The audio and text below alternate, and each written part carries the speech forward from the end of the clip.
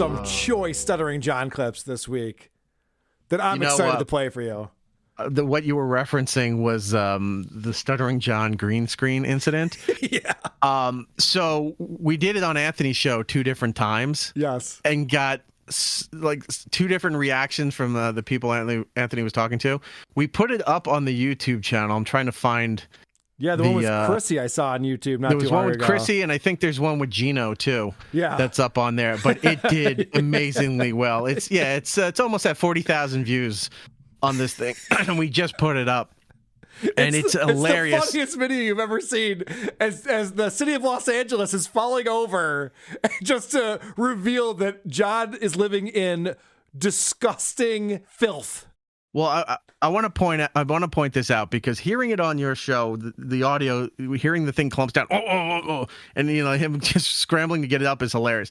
Seeing the video, even more hilarious. Yes. But studying the video, really, there's something that you guys didn't even touch on. So if you watch when he gets the screen back up and you see this like futuristic version of a city behind him, if you stare at it real quick, there's watermarks all over the photo. Are there really? So he didn't get a legitimate photo. He didn't get it from like Shutterstock or one of those services that you can get licensed photos from. He stole the sample that these sites use. So when he sits there, you just see text watermarks all over the back. Oh God, I didn't even notice that. That's hilarious. Yeah, that's how cheap this guy is. Well, his camera isn't very high res, so he probably figured no one would notice that. Yeah, but if you look at the video again another time, when he gets the screen back up and he's sitting down there trying to get situated, just pause and take a look. You'll see all the text watermark going all over the photo. Yeah, someone just posted it in our Discord, so definitely check that out. Yeah. He starts off this episode this past week, and I guess this is happening to him a lot now. Somebody has his phone number. And they like to call him right when the show starts, like right when he's about to like get into like whatever he really wants to talk about. How's everybody doing? Before I start, let me just say, 25 years ago, on this day, here comes the usual. Here it comes. There is the usual spam call that calls right when the show starts. This one came from Canada. Oh, is it Hockey Puck? Hockey Puck. Hockey Puck. Having been victim of having your phone number given out on the air, it's not fun to receive that. But I will say it is hilarious to hear that on another show when somebody's number is given out and their phone just doesn't stop ringing while they're trying to do like a news piece or a serious broadcast or just even entertain a conversation. And there's constant phone. Your phone is constantly going off with people spamming you is hilarious. What's hilarious about it is that he's like, oh, it's going off again. He never remembers to turn off his phone before he starts his podcast. And also you can hear that the phone goes off and then it goes off on the computer because what Apple does is it syncs up all your devices. So when I first got my phone, I had my computer and my iPad and my phone all going berserk anytime someone called me. So what I did, producer Chris, is I turned that off. Wow. So that it wouldn't happen anymore. John still has not done that. John still's like, whoa, shit, everything's going on. Slow down. You turned it off? I turned it. Yeah. I made it so that my computer didn't fucking wig out just because someone's calling my iPhone. People are hacking me. It's all YouTube. They're trying to suppress me. How am I going to know if Amber's calling me? All right. So typically I don't get into John and his political talk because what are you going to do? But this week, it's so out there that I just have to play what he's been talking about because he is obsessed with a guy named Donald Trump. You ever heard of him? Oh, yeah. Okay. Oh, the guy from WWE. He fought Vince McMahon. Yeah, he was also on NBC for a little bit. But so I think it was Dancing with the Stars. I can't remember. Sure. So apparently there's this new report that came out, and John is just not happy about what's going on here. I cannot believe what is going on. What is going on is unbelievable. I mean, this new report shows what we've... Look, you heard it here first, people. Craig Unger was on this show, along with the former KGB agent that I'm now blanking on his name. They said Trump has LB has been saying this. By the way, LB's coming on Saturday. Has been saying this for so long. Trump has been compromised by Putin for years.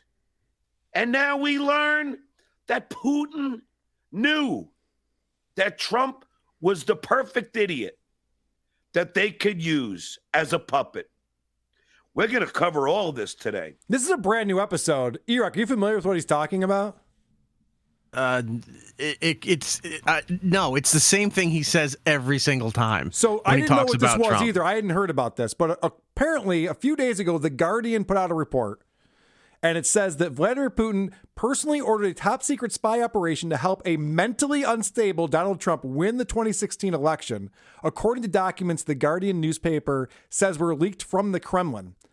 Helping Trump secure victory will definitely lead to destabilization of the U.S.'s socio-political system, the report predicts. The British newspaper doesn't say where the documents came from or how they have been authenticated. The Kremlin has rejected their authenticity, and Putin's spokesman dismissed the story as great pulp fiction and utter nonsense. Now, John says in that clip I just played, Craig Unger was on his show. And Craig Unger has been talking about this forever. Now, Craig Unger wrote a book about Russian collusion. He published an article that was highly skeptical of this report from The Guardian. He reached out to the reporter, and he was referred to the paper's media representative. The reporter wouldn't even talk to this guy who's on the same side as him. This is a bullshit report that was made up by The Guardian. This is the problem with Stuttering John. It's confirmation bias at its worst, where he hears this crazy fringe thing. He's like, oh, there's proof. And the idea is that Putin, back when he was just a candidate, he wasn't even the front runner. They're like, we got to get behind Trump, because if we can get Trump in office, then there'll be massive destabilization of the U.S., which, yeah, the news media went fucking nuts, but everything else actually went really well. And so here you have Stuttering John in here going, holy shit, everything we've been talking about is totally true. And by the way, the whole Russian collusion thing has been proven to be incorrect. I mean, I don't know how many times we're going to talk about this, but John says this. And I'm telling you, I'm not lying here. And I don't think he's lying. Not lying. I think he believes this. I think he's just wrong. Right? It's interesting when you want to hate something, or you want so desperately to have what you believe be true. Yeah. You'll pick and choose what side of anything is coming out. So The Guardian, right? News site, not normally really held in high respects by anybody for journalism. It's almost sort of a gossip kind of piece. Yeah, it's a left-leaning gossip rag. Yeah, sure. Right. But if stories came out against the opposing side, they're like, see, no, this is what they put out there. That's credible. But then if it comes out against your side, you go, well, that's all editorials and opinions, and then half of it's bullshit. So you're using a source that nobody really recognizes as being legit. Like, you can say whatever your beliefs are. You can say about legit media and, fake news and all that shit. But if you see an article comes out or a news blurb comes out, you look and check the source and you go, most of the time they're not that credible. You still wait for it to come from CNBC or from NBC or Fox or CNN or the New York Times, the Washington Post. You can shit all over those institutions if you want. But that's if it comes from them, you're going to be more inclined to believe it than if it's coming from The Guardian or, some kind of .org blog site. Or Daily Mail. Right. Yeah, and he always goes to stories like that because, one, he can't pay for the New York Times subscription, the $1 for the day that you can pay to read the damn articles. So he goes to these other things and goes, see, this is exactly what we're talking about. It's like, no, they just did it because idiots like you are going to believe this is the shit that's going on. And Erik, I don't want to get into a whole debate with you, but the New York Times was talking about Russian collusion for 3 years. They're also completely full of shit. Of course. All right. But anything else, if you would go, it's like if it came off a blog, you don't believe it. But if you saw that it came off of the New York Times website, you could at least source it, and people would think there's credibility. Correct. Right. You don't have to believe them. Right. But you're more likely to believe them if it's coming from a source like that than it is from The Guardian. So this is one of my favorite clips of John. It's a longer clip, but this breaks down his political intelligence. Right. He's playing a clip of Ted Cruz talking about the border and the border crisis and the fact that letting people in is actually spreading COVID-19. and there's this Title 42 that was passed in March of 2020 and is set to expire, or the Biden administration wants it to expire and they wants to keep it in place. And he plays the whole thing of Ted Cruz talking about it. And I am ready for Stuttering John to present his argument, why Ted Cruz is full of shit or what he's wrong about after this long thing that he played. And this tells you everything you need to know about John's intelligence. Making this crisis at the border even worse than it already. Yeah, okay, Ted. Okay, enough is enough with you lying sycophant. First off, you scumbag. Donald Trump called your wife ugly, and you worship the ground that he walks. That says it all about you, Ted. Okay? That alone says it all about you. If somebody insulted my wife, if I had one, do you think for a second I would worship this person? Do you think any man or woman whose spouse got insulted by Donald J. Trump would be sitting there applauding that very same idiot? I don't think so. And let's not forget, Ted, you're the sycophant that decided to leave your state when people were fucking freezing to death. That's who you are, Ted. Stop trying to push down the throats of Texans that Joe Biden and Kamala Harris are somehow evil. The only evil is you and your disgusting fucking party. Now I'll bring in Aaron Rootbar. All right. No sense of flow, has horrible cadence. He always talks like his mouth is full of saliva or he's choking on phlegm. Two things. One, you got to isolate. I don't think, though. You need to use that for your show. And then two, he just learned the word sycophant. Yes. Because he kept overusing it. Correct. So either he got a word a day calendar or he heard somebody using it and it's like, oh, that sounds like a big word. I'll be smart and apply it to my vernacular, and then overuses it. So I've noticed that with John, when he starts using a different term that he doesn't normally say, he just learned that word. Yeah. And then he overuses it, and then he forgets the word by the next show. You'll never hear him say it again. Yeah, right. It's out of his mind. He saw someone on MSNBC use that word that morning, and then he says it on his show, and then it's gone after that. You make me sycophant. So what's great is that he's trying to debate Ted Cruz over the border crisis and how we're going to handle it. And his response is, yeah, but Trump called your wife ugly. And remember when we had a snowstorm, you went to Cancun. It's like, okay, I'm sorry. I'm not following your argument here, John. And there's people watching his show who are on his side, who are very left-leaning Democrats, and, oh, we got to get Biden to blah, blah, blah. And it's like, well, wouldn't you go somewhere else if that's where your political leanings were? This guy is giving you nothing. And you know what else John hasn't learned too? Where, I'll say this in the sense of talk radio, right?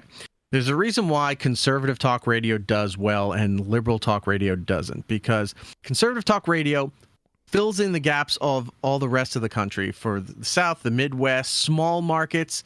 You know, people who don't have or don't feel like they have a voice or somebody championing their points of view and their views.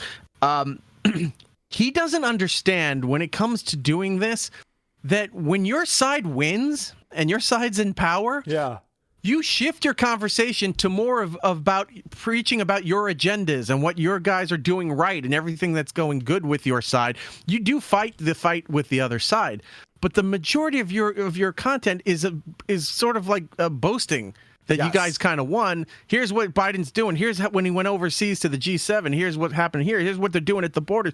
You're defending your side. He never does that. He never champions his own side. He says, I'm on this side, and then goes after the issues that no one's really giving a shit about. And he's fighting the wrong fight every time. Well, it's what we all predicted. If Trump loses, there's going to be a lot of people who have nothing to talk about anymore. And John was one of these people, and he has not figured out how to pivot from that because he's still fucking talking about Trump nonstop. Actually, Erik, you sent me a clip when I was playing John's retarded political talk a few weeks ago that I think sums this. I might have played this on the show before, but I still have to play it anyway. Looks like those clowns in Congress did it again. What a bunch of clowns. How does he keep up with the news like that? Yes, that's exactly John's political rhetoric every week. Is that fucking the robot machine that was replacing Bill and Marty on The Simpsons for their morning radio show? What's crazy? It's like stop praising the machine. He immediately goes to insulting people when he doesn't like Republicans.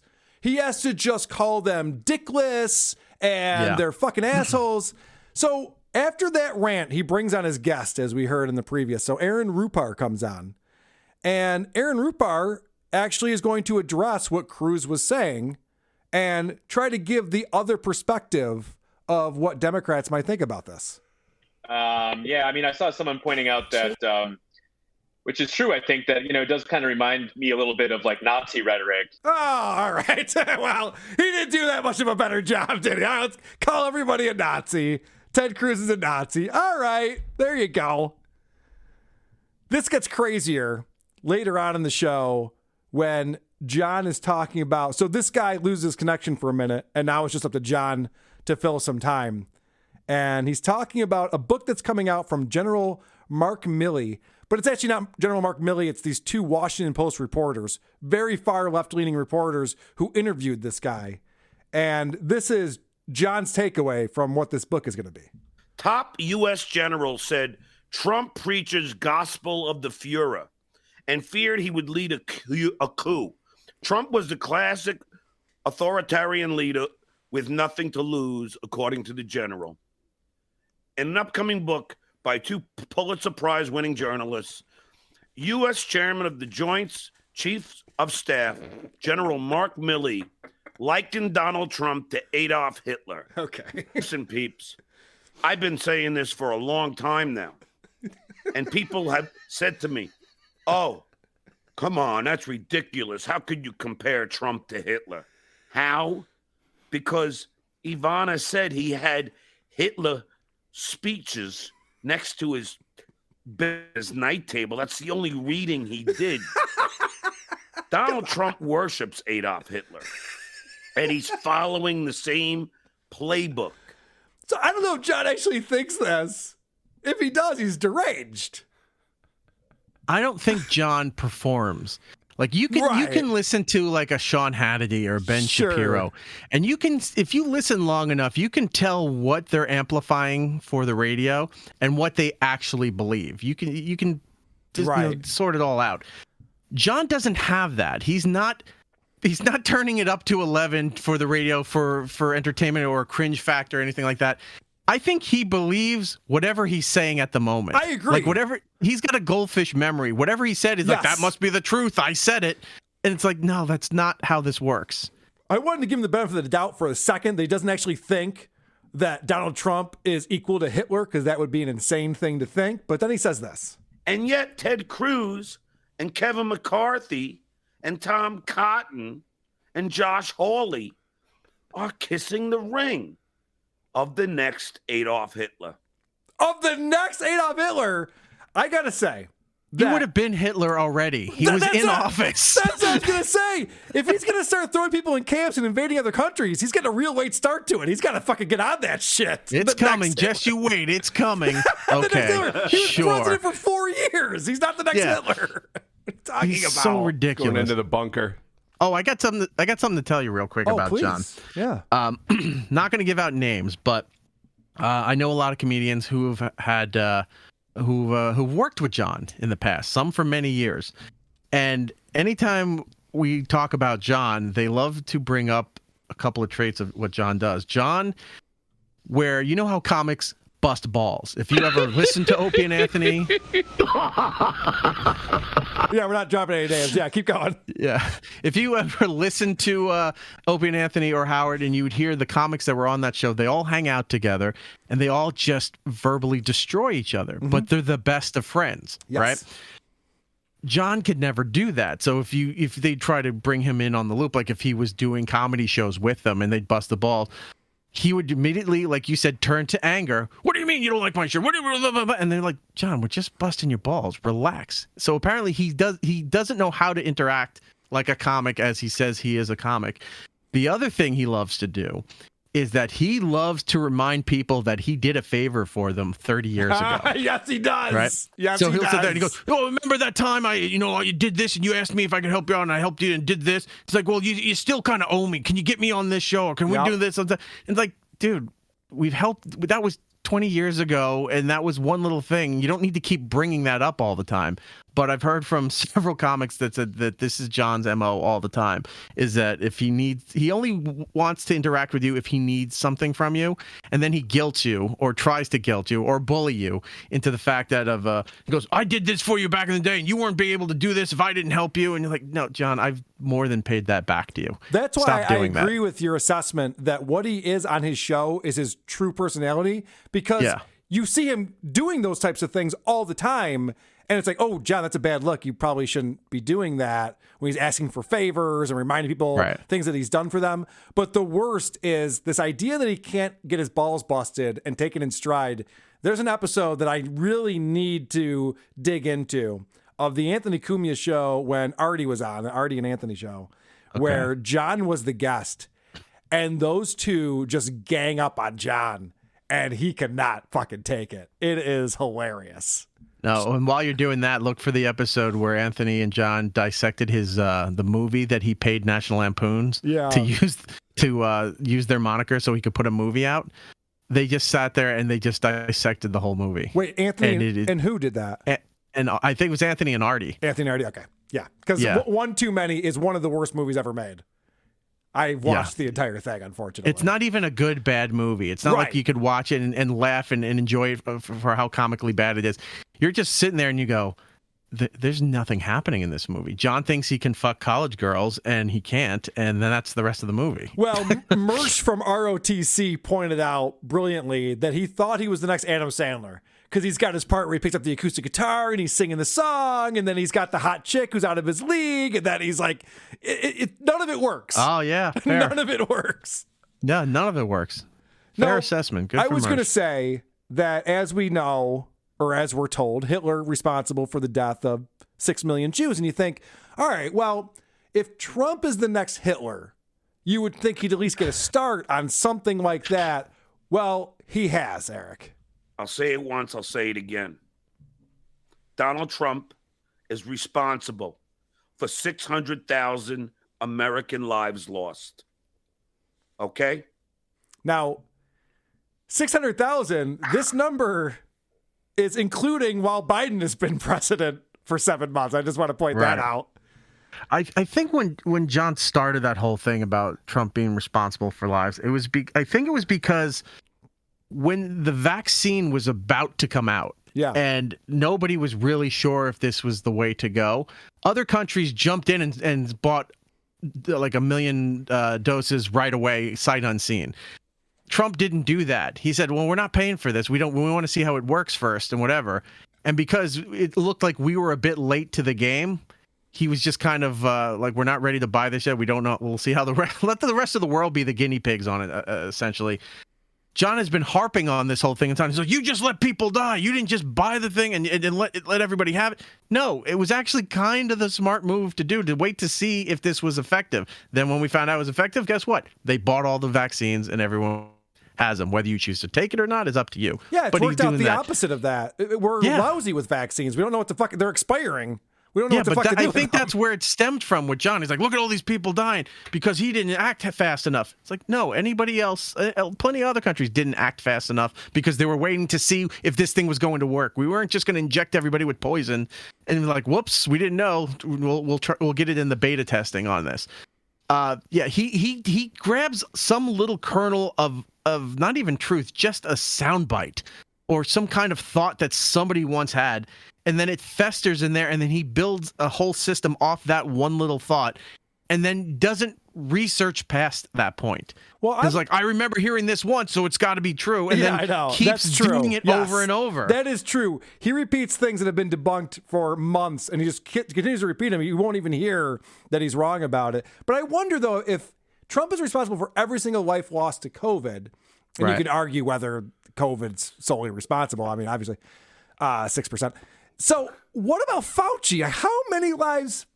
He's responsible for 0 lives lost because he was telling people not to wear a mask in March of last year. I don't know. That's interesting, too. So I'm not doing it. I'm certainly you're not going to do this. But if somebody out there wants to go back and listen to old John episodes when Trump was still in power and then Fauci was telling everybody to do this, see if he had anything negative to say about Fauci when Trump was in office compared to now with Fauci with Biden in office. See if he's cheerleading Fauci now because Biden is in office. I guarantee you he did that at somewhere in one of his episodes. He made that switch because the other side's in power now. So John has a second guest come on, this woman, Sarah Reese Jones, and he brings her on the show ranting about Donald Trump and then wants her to comment on it. Now, remember, the thing that John's upset about is this article out of The Guardian that nobody thinks is credible, not even people who hate Trump think this is credible, and he's trying to get his guests to be as riled up as he is about it. Right. His thing is that, we're used to this. Trump is going to be Trump, and let's get over it. Me, I'm not ever going to stop. Are you talking about the coup? Are you talking about the Russia stuff? Like, what are we? Everything. So much that's happened. Everything. She's like, all right, so what's the thing about Trump are you upset about right now? All of it. Every single part of it. Aren't you pissed too about everything? And the last 4 years. And Apprentice. Jesus Christ. He's the worst. And then this woman, at the end of the interview with her, he doesn't even know what website she's from. All right, Sarah Reese Jones from Politicus USA. I felt so bad. I was saying Politics USA, but now I learn it's Politicus. Okay. And in the description, he had it written Politics USA. He didn't even correct it on YouTube, where it was Politicus. He didn't even know where his guest was from. Very good, John. He gets all these guests that. Look, I'm not a big political person, so I don't know half these people he has as guests. I don't know any of these people, yeah. Yeah, so I'm like, I thought I would at least hear some names like in the news cycle or something. I don't know a single person he gets on there. I think somebody turned him on to like a Prep Burger account, and they're like, hey, you want this expert to be on your morning show? They'll talk about what's going on in this situation. And that's who he's booking. That's got to be something like that. So this guy, Aaron Rupar. Now, when I saw him on the show this week, I was like, oh, that's the guy from the famous Cockroach video. He finally got this guy back again. Right. The guy when he freaked out about cockroaches in his house. And stupid. He doesn't have cockroaches, Carl. Oh, of course he doesn't, Eric. Stupid John has to bring up cockroaches to this guy. He can't get out of his own way. It's like, John, it goes back to the Patrick Michael thing. It's like, oh, I don't even care about that. I don't even think about that. So why do you keep bringing it up? If you don't care about Patrick, or if you don't care about Dick Masterson, and you don't care about Roy and Dr. Steve, why have you brought it up 18 times in the last month? So this is John doing that again. Thank you, just in case, for the $2. Look, he's a cockroach. And here's a segue. Speaking of cockroaches, Aaron, you were on when I had the case of the 3 or 4 cockroaches in my place. Believe it or not, I've never, ever had another one again. Wow. Believe it or not. That's good news. Yeah, that was probably about a year ago now. Wow. Well, that's good. I mean, if it's been that long, then you're probably in the clear. So glad to hear it. I brought boxes from my ex-wife's garage.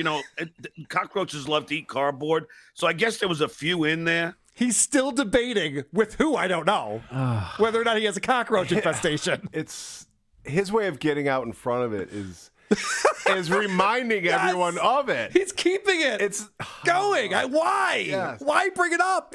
Even his guest is like, oh, yeah, the cockroaches. I forgot about that. That was like a year ago. It wasn't like it was a famous Howard bit. Right. Right. Like, this wasn't like, oh, you were on the time. Remember I had the cockroaches on Howard and all that, like where everybody would remember it. Correct.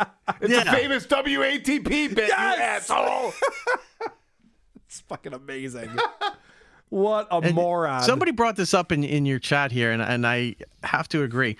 all these guests he somehow gets on a show, and not one of them has invited them on their properties. They're done an interview with him, an article on him, invited him to anything. Nobody, even Hal Sparks, doesn't invite him to anything.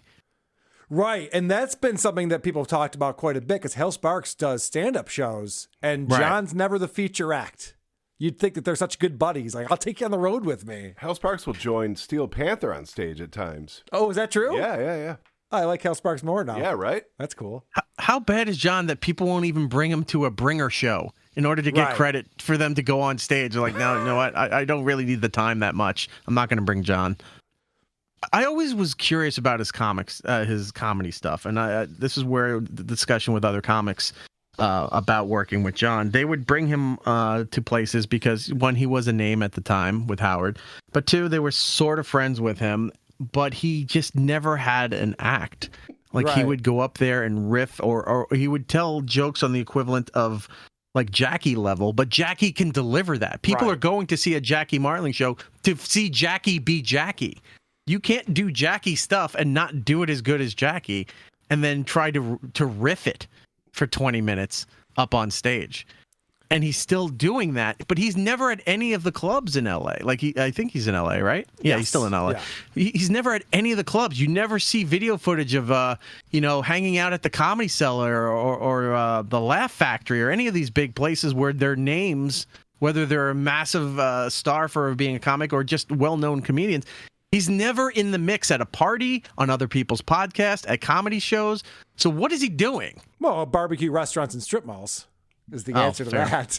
Fair. He's like, I saw this episode of The Office. I'm performing at Chili's. I actually saw that he's playing a show this weekend, I believe, and there's like 6 or 7 comedians on the show. I didn't recognize any of their names, except for Jay Moore was on it. I was like, oh shit, all right. I mean, what does that say about Jay Moore's career? But he owes John a favor, probably. Probably. Remember that time? Remember, Jay, I told Howard you'd be a great guest. Remember when I answered the phone call when you called into Howard? Because I'm the phone screener. Remember? John's the equivalent of that old radio bit where it's like, hey, we're going to give this prize away.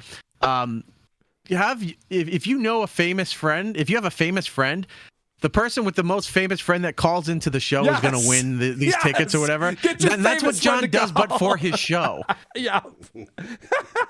All right, I have one more clip to play. Now, John gets his advertising through a company called clnsmedia.com. Are you familiar with this company, Erock?